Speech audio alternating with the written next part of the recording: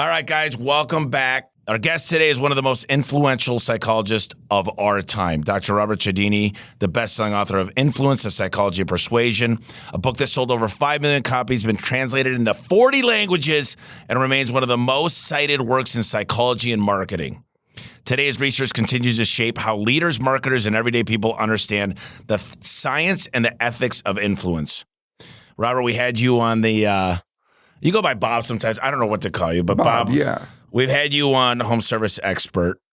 I've read your books. I've gone to your seminars, and every time I get pages of notes, but you're right. You know, it's hard to implement everything. It's hard to kind of ruthlessly prioritize what's the best, lowest hanging fruit to implement. And they've got all kinds of strategies, but why don't we just talk a little bit about where you're at today? You know, I know you taught at ASU. What got you so obsessed in the influence game? And what are you excited about? I think that I'm excited about taking this to a broader audience than we have done before, making sure that the people who have paid for my research, after all, with your taxes, with your donations to my universities and so, you've paid for that research. You're entitled to know what I found out about persuasion with your money. Right? So I want to get programs available to people to understand the practices and procedures that make people most likely to say yes to us, and that how you can do it in an efficient and ethical way. Yeah, the beginning of the book is just don't use these practices for unethicals, because it could easily go the opposite way, and we've seen that. Yeah, we've got dynamite, and you can use dynamite to blow up a bridge. You can use dynamite to help build a bridge. We're going to be on the building side. I love it. Let's go through. I mean, listen, there's several core principles. Let's just start out with what is ethical influence. Let's start there. Ethical influence is the ability to move people in your direction by informing them into yes, by educating them into assent so that they know the value proposition that you offer them that is worthwhile to them, but you just haven't known how to properly phrase it or deliver it. It's about the presentation of your case, not the core merits of your case. I can't change that. I can change the way you deliver the merits of your case that makes people psychologically more attracted to it. It's so much fun because there's a great book by Daniel Pink called The Sell is Human, and selling is just normal. Like when you meet your fiance for the first time, or your wife or your husband, or you're getting your kids to make their bed, it's like we've got to have persuasion. And it's not a bad thing. It's like to getting your kids to do chores is not a bad thing, but if we phrase it in the right way, and I've learned so much from you, these little things like, I don't even want to go into it right now, but you talk about reciprocity, commitment, consistency, social proof, authority, liking, and scarcity. Let's just talk a little bit like a rough overview of each of those. Yeah, let's talk. It turns out that we've added one. Yeah, I remember. Called unity. Yeah, right? Unity right here, the seventh principle. Yeah, and it's about saying yes to people because you feel a sense of togetherness or partnership with them. Not that you necessarily feel similar to them. You feel that you belong together. Let me give you an example from a study that was done, because you were just talking about what do you say to somebody you meet for the first time who's a potential date or relationship partner or even an existing relationship partner. What do you say when the two of you have a difference of opinion and you just can't get past that issue? It turns out there's this study that was done in Texas where they take people who were together in a relationship for more than 2.5 years. Okay. And they give them each, they say, we're going to flip a coin. One of you, we're going to ask you to persuade the other to come into line with you with, with on a topic that you haven't been able to get resolution on together. Could be religion, politics, anything. It could be anything. All right? And then the researchers leave the room. And they are listening in and they're watching through one-way mirrors, and they look at what people say to get their partner to say yes to them. And they found 3 kinds of people. One used coercion. If you don't do this for me, you'll be sorry. Not only didn't that work, it moved people in the opposite direction. You can relate to that, right? Any boss who does that to you. Because I said so. Yeah, right. The others were called the rational logical group. They said to their partner, if you'll just look at this situation, you'll see that I have the most rational, logical position on this. That didn't produce polarization. It just produced laughter. Yeah. They said, oh, yeah, sure. No change at all. And then there was a small group of people, only 15%, the only ones who got change. Empathy? It was to say, to use the term we and say, we've been together for 2 years. I'd really appreciate if you do this for us. You see it's not me versus you. It's us. It's we-ness. And it's the only ones who changed. Simply using the term we, you change the mindset from conflict to collaboration. The only ones who got significant change just used the word we. I'm just trying to think about Bree, and when I want to take her out to eat and she doesn't agree, is we both like chicken. I'm going to learn this. There's probably a lot of techniques I could learn, and I'm not trying to manipulate. I'm just trying to figure. The problem is now I'm just pick 3 and I'll choose one. Well, but see, here's the brilliance of it. Isn't it true that you and Bree are a we? Oh, absolutely. We're a unit. And what the researchers in this study did was take people away from that. They said, focus on this difference between you. And the 15% wouldn't have it. They said, nope, what we really are is a unit. I'm going to use the word we. I'm going to focus on the connection, on the togetherness of us. I'm going to bring that to top of consciousness, not the difference on this one topic. I'm going to say we. That's all. You just bring to top of consciousness we-ness instead of difference. Oh, I love it. Made the difference.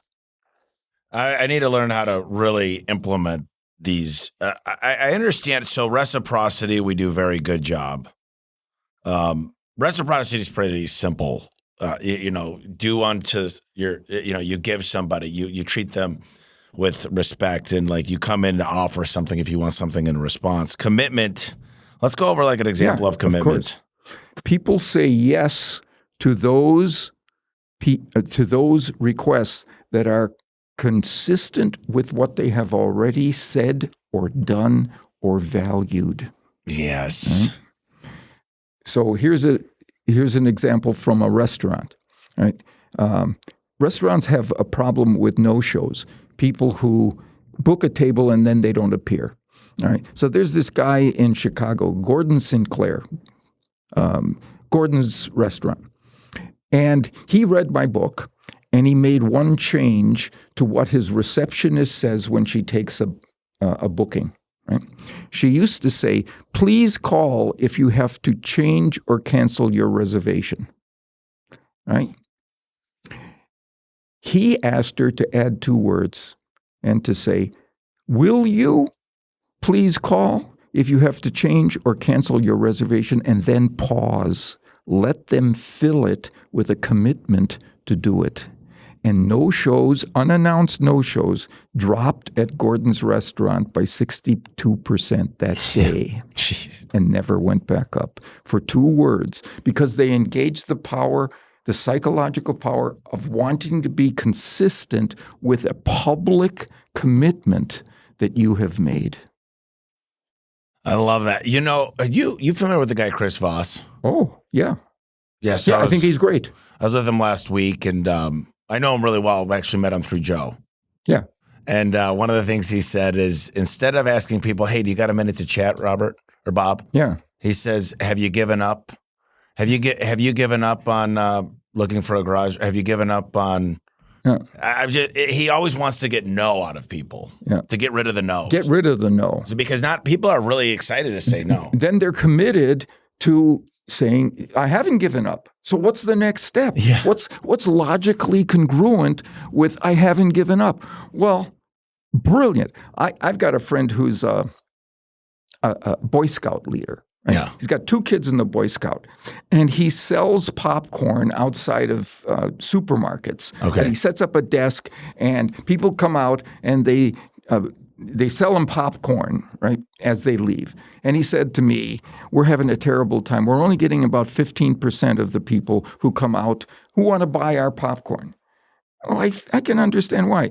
If you wanted popcorn, you would have bought it in the shop, and you already spent your budget. You're not. So I said, well, what do you say to them when they approach? We say, excuse me, would you like to buy some popcorn? It would help the Boy Scouts, right? Yeah. We only get 15%. So try this. Excuse me, do you support the Boy Scouts? Everybody says yes. And then you say, would you like to buy some popcorn? Order of operations. And it goes from 15% to 52%. Oh, my goodness. And here's the best part of it. Some people say, I don't really want your popcorn, but I support the Boy Scouts, so here's $5.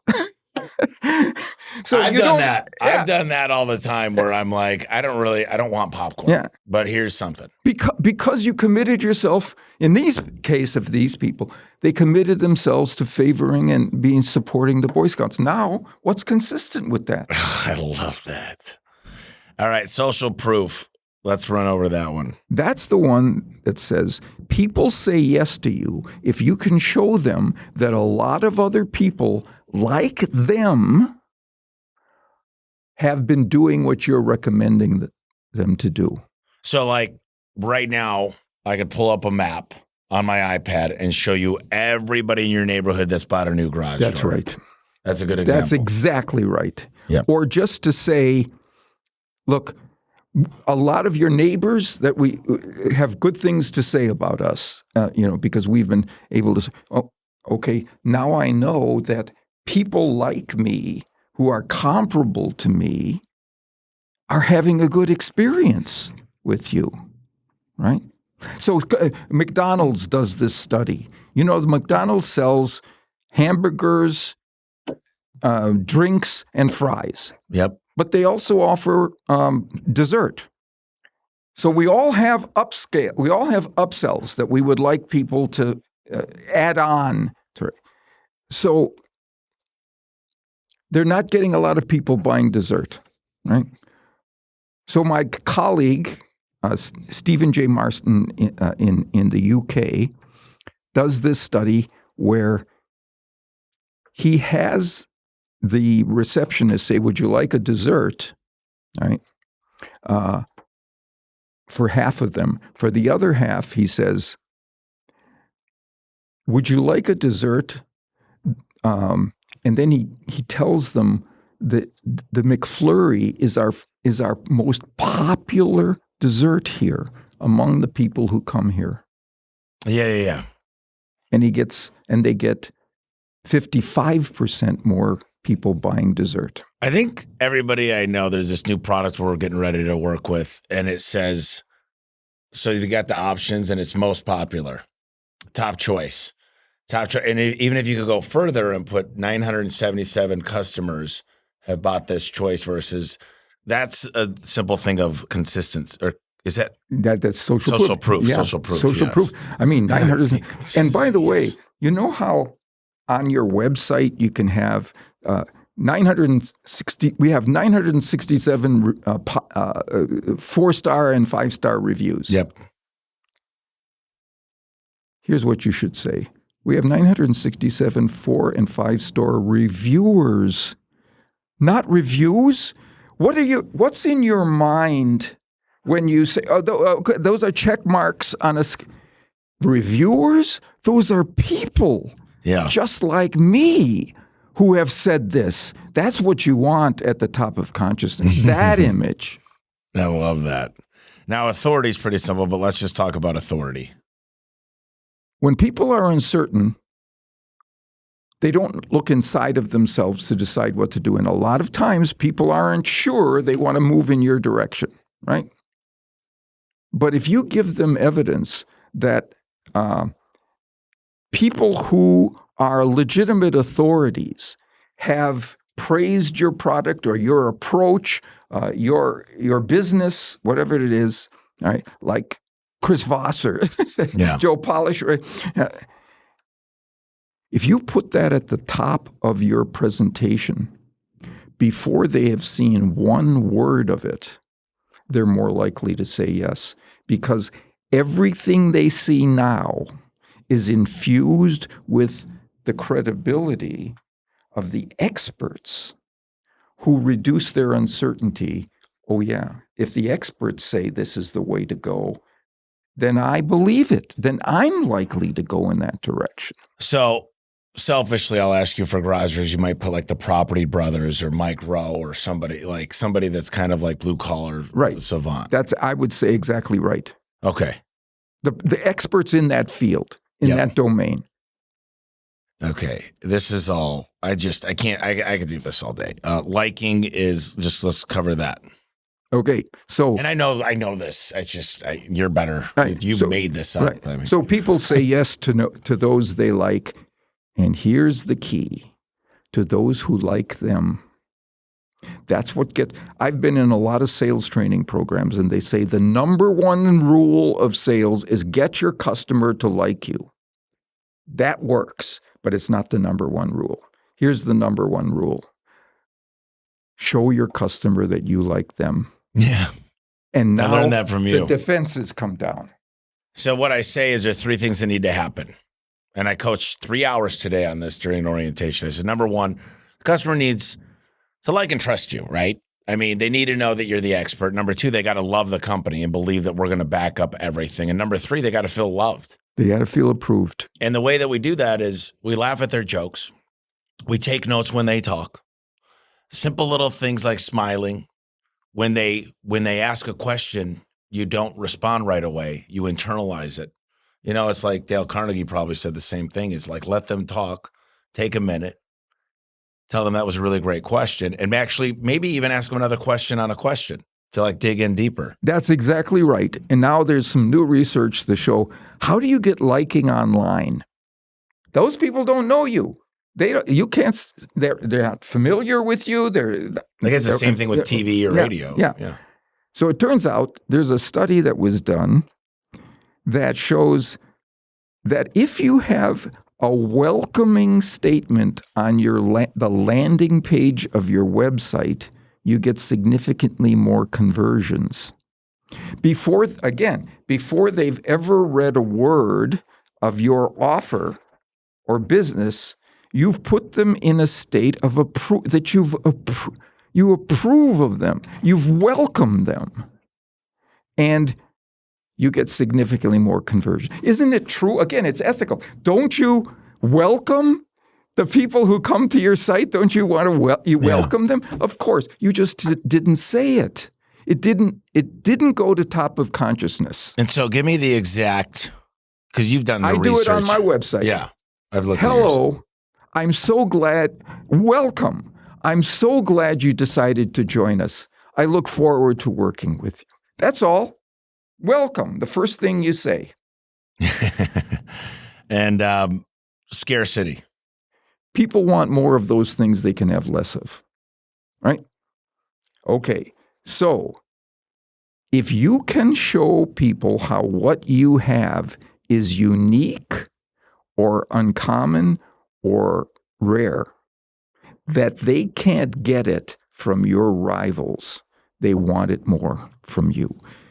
And sometimes it's not any one thing. And here's what A1 does.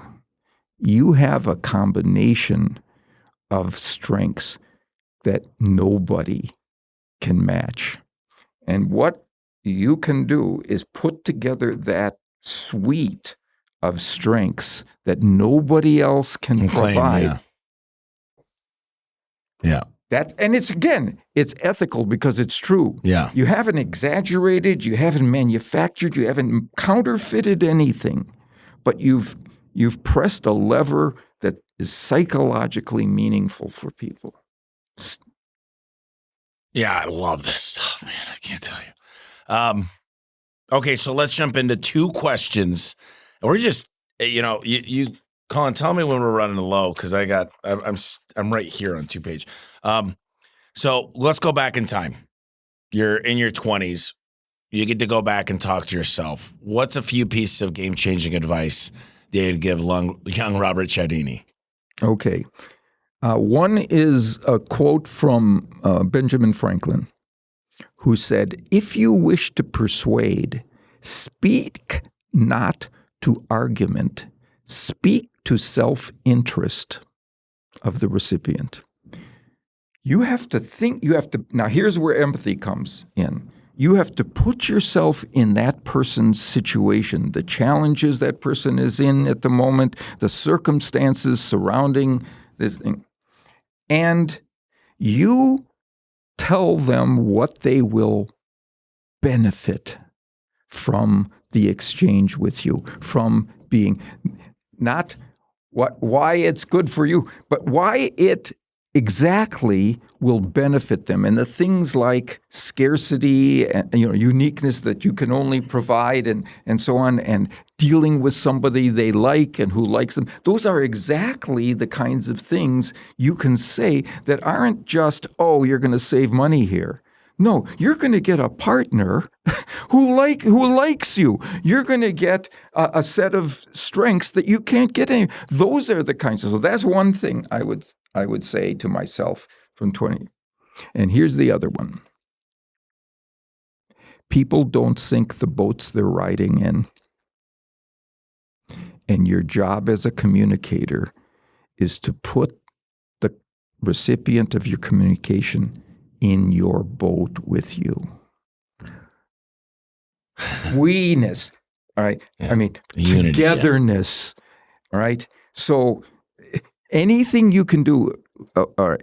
So, for example, the marketing practice that has been most successful over the last couple of decades is co-creation, where you ask your customers to help you create the next iteration, the next generation of your products or service, or to tell you the things that they would like you to most enhance and those things that they might like you to drop. Whatever.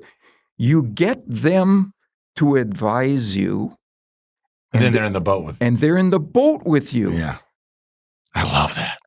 And they don't. Now, when you ask them, here's the thing that the Cialdini Institute is doing now. We're looking for the smallest things you can change that produce these effects for each of the principles of influence, right? Like 2 words or a welcoming state. The smallest things that don't cost you anything, right? When you ask them to help you and provide their input into the next generation, right? So to get them in the boat with you, don't ask for their opinion. When you ask for their opinion, you get a critic. You get somebody who steps away from you, who backs away. And literally, they're not in the boat. They're looking at you, right? If you change one word and you ask for their advice, you get a partner. You get a collaborator. Yeah, collaboration. And the research, it's pretty clear. It shows not only do they have more positive attitudes towards your brand if you've asked for their advice, they give you better input and recommendations on what you should say because they're in the boat with you. Yeah. I need to change what I phrase because a lot of times I'm like, don't give me the good. Just give me the bad and ugly. Because I don't need to be told everything we do well. I just want to go right to – I don't like meetings that I'm like the first 25 minutes are what went well. Let's just – hey, guys, great job. Records, awesome. We did well. Let's talk about the things we need to – because I think there's a lot of meetings that just go to waste. There's nobody taking minutes. There's no agenda. It's more of a brainstorming session. Yeah. But, yeah, getting the advice and collaboration. I got a question about it's a money question, but I want to divert this question because I already know. You'd done something with Charlie Munger, Warren Buffett, and Berkshire, and I love that story. And I think you own a little bit of Berkshire Hathaway. Can you tell that story? 25 years ago, I went to my mailbox, and there's an envelope, legal-size envelope, and I opened it up, and it's a single share. It's on paper. Back in 25 years ago, they were, they weren't just digitally sent to you. There's a single share of Berkshire Hathaway A stock, and it's worth $75,000. And there's a note attached from Charlie Munger, who was renowned as the brains of Berkshire Hathaway. And that's a high bar because Warren Buffett is the other guy at the top. And the note from Charlie says, the first chapter in your book, Influence, is about the rule for reciprocation, that we are obligated to give back to others who have given value to us. We have made so much money from your book that you're entitled to this $75,000, okay? And I was in a chair with wheels on it. I read that and it knocked me back in my chair and I rolled into the wall behind me. But I kept that share, the paper share. Yeah. I still have it in my filing cabinet. It's now worth $735,000 for one share because Buffett and Munger are such amazing influence. They're amazing influencers, but they're amazing financial investors. Yeah. And I just held it because, hey, that's from Charlie Munger. That is so cool. The late Charlie Munger. The late Charlie. He died 1 month before his 100th birthday. Babette and I were planning to go to his birthday party, and we had our tickets and we had our hotel and then he passed, and so it was a tragedy. I love reading their books. I mean, they're like invest in things you understand, and you don't need to buy a lot of things. You get behind it. You think about Coca-Cola and some of the things they got behind early. Geico is their first. I just think this is a cool story about how waiters and waitresses can earn 23% by using the law of reciprocation. Yeah. It's a cool story. Yeah. And again, research is not just my hunch or speculation. If a waiter comes to the table with the bill on a tray, that's the control group. All right. How much do they tip? If the waiter puts a single candy, a mint on the tips go up 13%. If the waiter puts 2 mints on the tray for each diner, and they say, 2? Really? 2? For us, 2? They go up 17%. I love this walk now, away. Yes, you remember this. Yeah. If the waiter puts 1 on the tray and walks away and then turns around and comes back and uses approval and says, you know what? For you nice people, because you've been such good guests, gives them liking, right? And puts the second mint down in front of them, the tip goes up 23%, right? So he's got reciprocity and liking in that combined, and you get these gangbuster results. I mean, you might. I actually want to ask you this to poke some holes in it. So we've got some things that are high value, low cost, like a surge protector and a magnetic deco hardware kit. And so me and Luke have been talking about this and saying, look, Bob, you've been a great client of ours. Second time we've come out here. I want you to pick whichever one you think would be the highest value because you've been such a great client. And then walk out to the truck and grab it. And, we've been thinking about this, but we'd like to give you both. Would that? That would. I want to make sure I do this right. That's great. But I'm going to say, if you don't have the resources to have those kinds of gifts available, give them a list of tips they can use, not for their garage door, for their house. So this isn't something that you're selling them to as a sales device. It's just because you want them to have better outcomes in their home, right? Or a card that they can put on their door. Little tips for saving energy, little tips for fire safety, little tips, right? Give them that as a starter anyway, before they ever decide to go with you. Go first. Give them something first.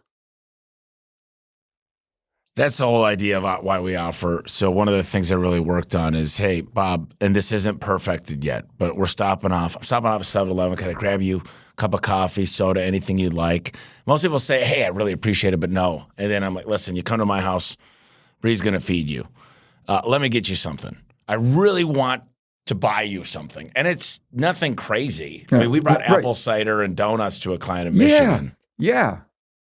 But exactly. I don't want to show up with something like a Red Bull and you hate Red Bull. So it's like, I want to call you to see. Yeah, you know what has worked for us? A $25 Starbucks card or a $15 Starbucks card. I love it. Everybody uses that. So let's talk about the power of being liked by you. You cited a study where only 55% of negotiators reached an agreement without any rapport, but 90% when they connected over shared interest beforehand. So how does that work? So like that would be me walking into a garage and there's a fishing pole or a set of golf clubs. A fishing pole or a set of golf clubs or a football, whatever. But now we have an ally in the internet. And people tell us about them and their interests and their hobbies and their backgrounds, the Facebook. And so they want us to know. It's not like, and again, you don't invent any of it. Where you hit the commonality, you like to fish too. Yeah, that's essential. Yeah. Then you've got honest connection that you can enjoy and exchange at, and those people love you for it. Social proof is everywhere. Reviews, likes, followers, it's everywhere now. Do you think the modern obsession with metrics strengthens or distorts the original psychology behind customer decisions? Provided it's ethical, provided it's honest, it strengthens them. But here's the study. Again, I'm always talking about a study. So if you have, let's say, 90% of dentists approve of our toothpaste, right? Okay. Yeah. If instead you said 89%, you get more conversions because you've shown them you're honest, and it's up there at 80. It's still up there like this. What you have to be sure of is that you don't, because the worst was 9 out of 10. That just sounds like you pulled that off the top of your head. Or what would even be better is 89.2%. Exactly. Yeah. They know. Remember in school, your like a math teacher said, don't just give me the answer, show your work. Yeah. If you've got 89.2, you did your work to find the real statistics. They're going to see your honesty. Yeah, no, I love the idea. They just came out with a study that the garage door improves your home's value by 268%. And there was a massive double-blind study. Like they did it the right way, is to share the research and just show your work too. Yeah, not just almost 290%. No, 268. What was it? 268. Yeah. And what we're going to 68. do, check this out. I think this is the coolest thing. Right at the end, whatever door you go, it's going to show your house on Zillow before and after. Wow. Which is, I think, a pretty good idea because Nice. it's an investment into your home. Wall Street Journal just came out and said, before you think about remodeling your bathrooms, it might not be worth it, but your garage door is. You know what, Tommy? You're interviewing me, but I learn from you in these interviews too. No, Oh, absolutely. I love this stuff. So you've worked with, I mean, literally influenced the workings of it, getting to yes, all the books have been used by everyone from the Fortune 500 companies to political campaigns. What's one example where you've seen the principles brilliantly used and one where they were not being used the right way? Okay, so I'll give you an example of the right way to do it, and in the same situation, not the wrong way to do it. Okay. Okay. In CEO reports to their customers, to their Team members. team members and shareholders, right? They tell you all the things that went right that year. They build themselves up. They tell you all Warren the things Buffett stuff, yeah. And then at the end, if at all, they tell you what went wrong, right? Why should you believe them? What's their credibility? How have they established their credibility if they just, like everybody else, are pulling the positivity blanket over your face, right? Here's what Warren Buffett does. On every letter to his shareholders, he first mentions something that went wrong that year, and he establishes his credibility as being an honest broker of information to them. And then he says, but, or however, or nonetheless, and then he goes into the strengths.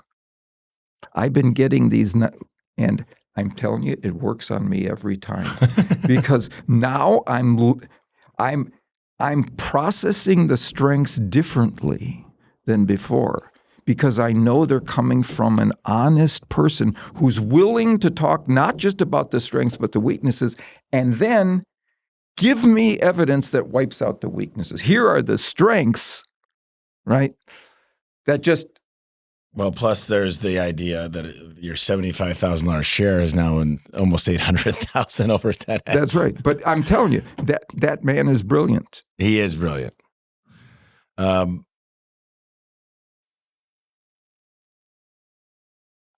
So I wouldn't mind having people say, that we're not the least expensive here in town or in our industry, but right. Yeah. Do you know what L'Oreal Cosmetics had a marketing campaign that said, "We're expensive, but you're worth it." Yeah. Increased market share by 300%. Oh, wow. Bring down the barrier of doubt. Should I believe this person? You tell them something that is true, but may not be all that great, that you're not the least expensive, but here's what wipes out that, because you're worth it. Oh, and I should tell you that the first version of that ad was, "We're expensive, but we're worth it," and it didn't work. Make it possess. Make it about them. Make it about self-interest. Just thinking through that. A lot of times people will say, "Wow, that's more than I thought it was going to be," and a lot of times I tell the guys, "Say, yeah, It's an investment. Because You're worth it. Because you're worth it. Because I never really bought anything that I like. I like nice things. Do you like nice things? I do. Yeah. So I've never really gotten a deal on anything that I really appreciated. But no, the right words matter. And then the way in which we deliver the message matters. And I think there's a lot of misconception, and you could follow the script, but unless you could actually internalize it, it's kind of like a mechanic that knows how to fix things because he sees it's broken. But the guy that knows how it all works is so much more advanced. Boy, I love that, because it's the difference between being a short order cook and a chef. Yeah. A short order cook just follows the recipe over and over and over. And the chef thinks about the combination and what's the freshest and what's the season and so on, and puts together something based on the flavors and the circumstances. That's the person who wins the day. So you argue that what happens before a message is delivered oftentimes determines the success. Can you explain what that means? It has to do with another book I've written called Persuasion. Yeah. Right? Which says that it's not only what you put in your message, and that's what the book Influence is all about. What are the psychological principles that you embed in the message to cause people to want to move in your direction?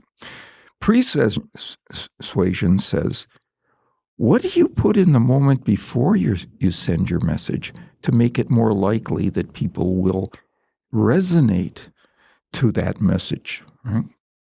And the answer is, you have to put something in their minds that is aligned with the strength of the message that they have yet to receive. I'll give you an example from Norwegian cruise lines. Right?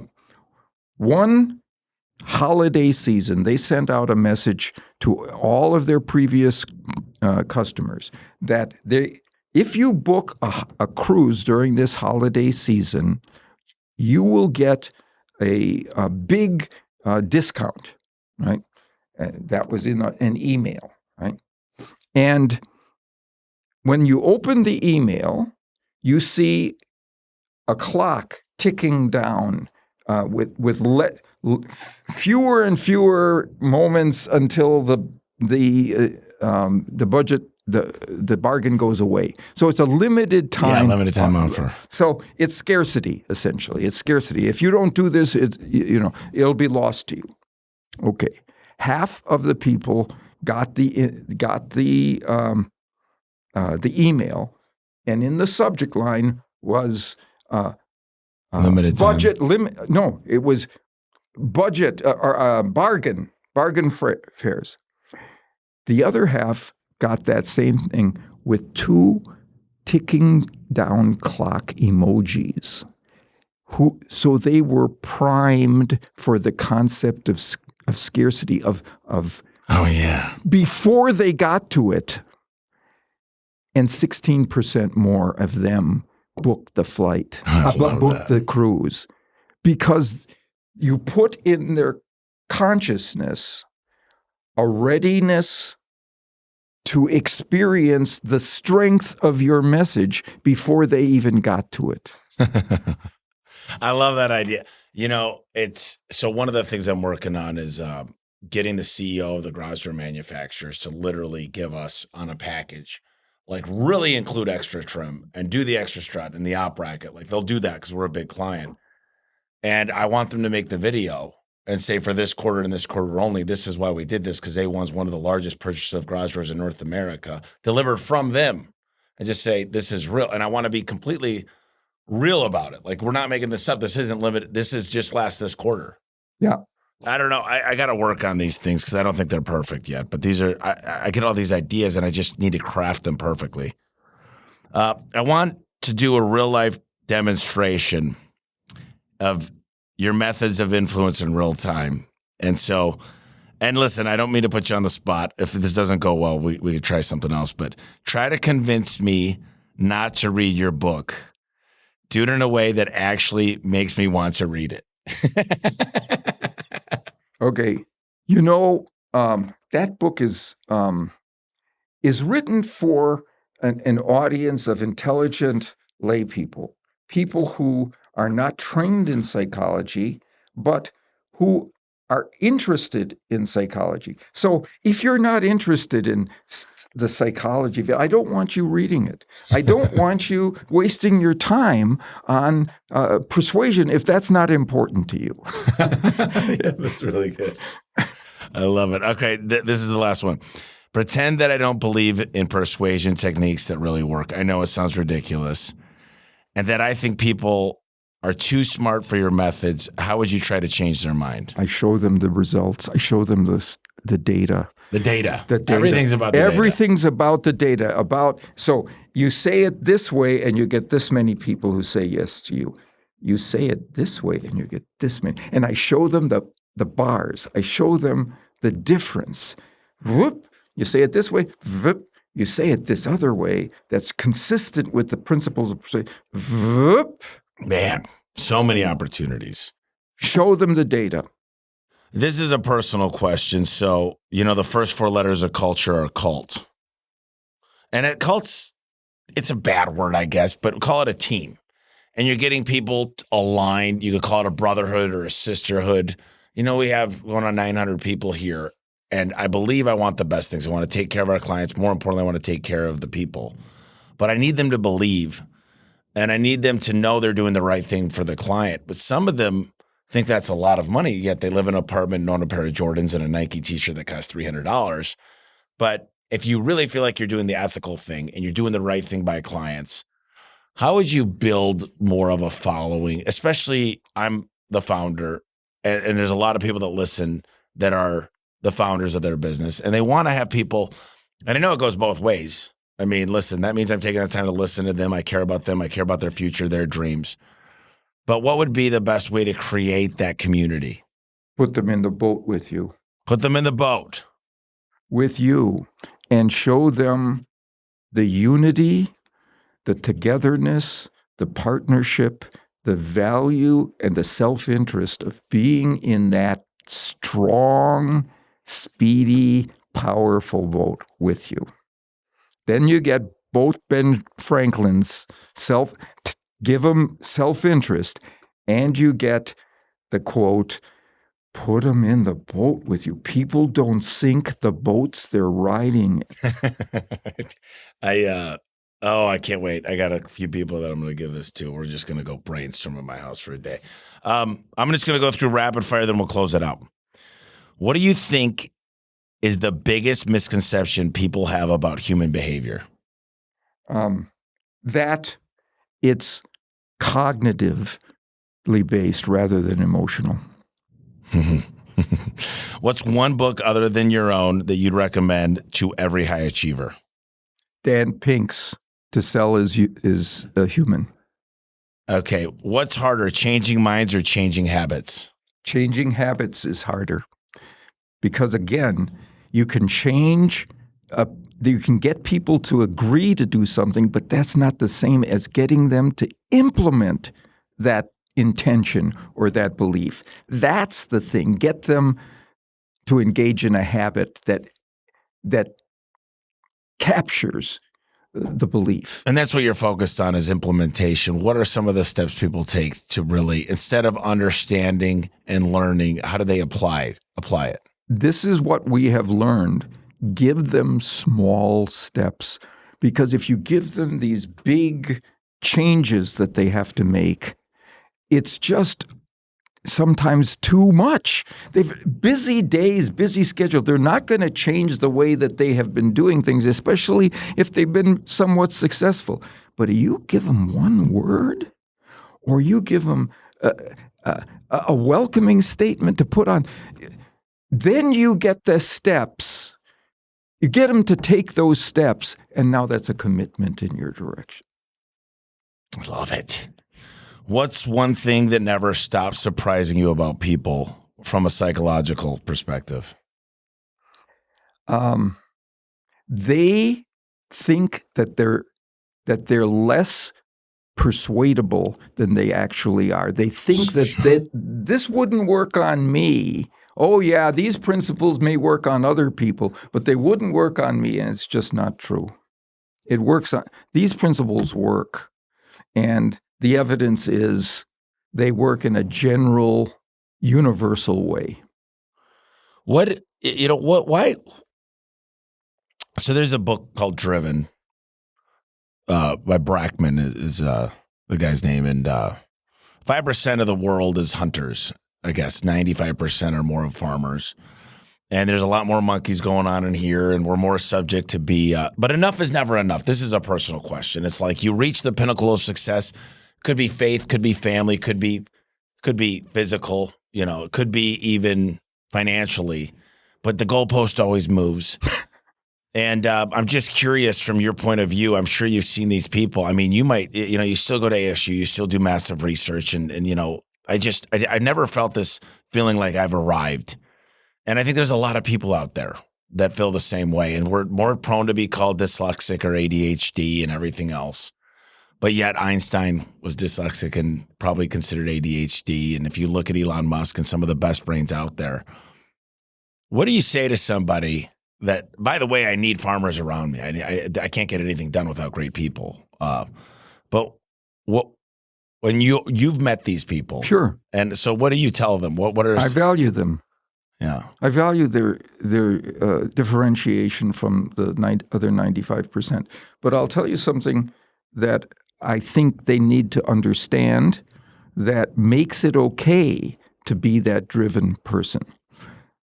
I'm going to go back to Charlie Munger. And he was a capitalist to the bone, right? But he was what I'll call an inclusive capitalist. He said to me once, the purpose of accumulating wealth is to be in a position to help people who are in peril. Yeah. Well, that's what I think the Bible says that too. Yeah. So now you've got the resources to do that, to help it in a broader way. You have a lot and more you don't people. have to blame yourself for collecting that wealth, for accumulating that wealth, because it puts you in a position to be a helper. I love that. One of the things we've always said is you can't take it with you, right? Right. Two more questions. Do you have any habits that have changed your life? Yeah. Research. Here's the one that has worked for me all the most, I would say, in terms of pushing me ahead. And that is when I have some task that is arduous or negative or bother, it's just not a fun thing to do. There's a lot. I get rid of it by getting done with it. I don't procrastinate by diverting myself or displacing myself from that task. I mean, I don't do that. I get through it. And that makes it go away rather than putting my mind on something else. Yeah. Right? I had a client, and the first time in years I had to call. Bad experience. We fixed her door 4 times. She goes, we should have just offered me a new one. And this was Sunday, and she only wanted to talk to me. So I went in a quiet spot, and I said, hey, Pat, how are you? It's Tommy. She goes, not doing so good. And I said, listen, let me just make sure I understand what went on here. And by the way, I was the guy in the truck for the first 10 years, and this whole situation is embarrassing, and we're better than this. And I'm so sorry we wasted your time. And so she went on and went on and went on. And I said, well, first and foremost, the 4 technicians that were out there are having a one-on-one with me this week. And I'm going to figure out a way to make this right. So I said, Pat, what do you think we should do from here, and what's fair based on the time that you've spent and wasted? And she's like, I've already talked to my friends, my neighbors. I'm retired. She goes into her story, and I said, and I'm here to make it right. And she said, here's what I think we should do. And I said, then why don't we just do that then? And then she said, now all this is going to be in writing. And I said, it's going to be in writing. I said, I'm going to check on you tomorrow morning on Monday. And she said, and it's good. I'm not paying till I get paid, and I get the warranty on the services. And I said, it's all going to be in writing. We're going to get it painted. She goes, now we got the windows, and I said, yes, everything. It's going to be everything. So sometimes they're just like, we screwed up. Your time's worth something. Let's make it right, and that happens. Well, what I love about what you said was, what can we? I mean, you brought her in. What can we do together to make this right? You tell us. So now she's in the boat with you. Yeah, I didn't even think about that. You use the word we. I like that. I mean, these Not little what subtleties. can A1 do for you? What can the two of us do to make this right? Yeah, no, it's genius. All right, last thing. And then we just closing questions, final thoughts, and then we'll get out of here and go to dinner. When's the last time someone changed your mind about something and persuaded you? And, you know, it probably happens on a daily basis. So maybe something, a bigger thing. It could have been, you know, I don't know. It could be geopolitical. It could be anything. But not like got you to go to a different restaurant. I mean. No, it was Babette and I saw a movie together. And then we talked about, and I didn't like it. And then we talked about it, and she started bringing up things I didn't even see. And I went from negative to wanting to see it again. What movie? It was called Anatomy of a Fall. Oh my gosh. That is really cool. Man, your brain is just, it's like still wired perfectly. It's just, you're just on it. I can't believe you did the role play thing. It's amazing. Yeah, well, listen, you've got so much going on. You know, what are you excited about here in the next few months going into the next year?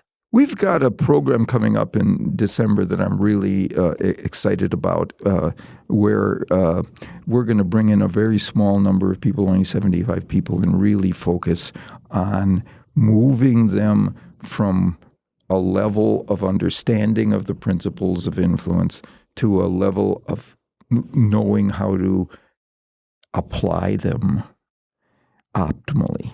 I'm sending a couple guys, so we're setting that up. Well, listen, I'll give you the final thoughts. Close us out. I can't be at this event. It's December 5th and 6th, but I'm going to have a couple people there on my team. So, yeah, give us some final thoughts. I'll let you close this out. Here's what my final thoughts. Select the right people for that event. The people who can articulate what they learned, not just to you, but to their peers. All right, I'm on it. Well, listen, Bob, as always, it's a pleasure to have you. Always inspired, excited, kind of just giggle to myself, like, because these things they're simple, but they're hard. You just got to do a little bit of the work, and I like the bite sizes. Yeah, I like that idea because you read the book and you're like, there's a million things to do, but just get a couple right. And then watch it work, and then you're a believer for life. So thanks again for being here, and thank you, Babette. I enjoyed it, Tommy. Yeah, it's always fun.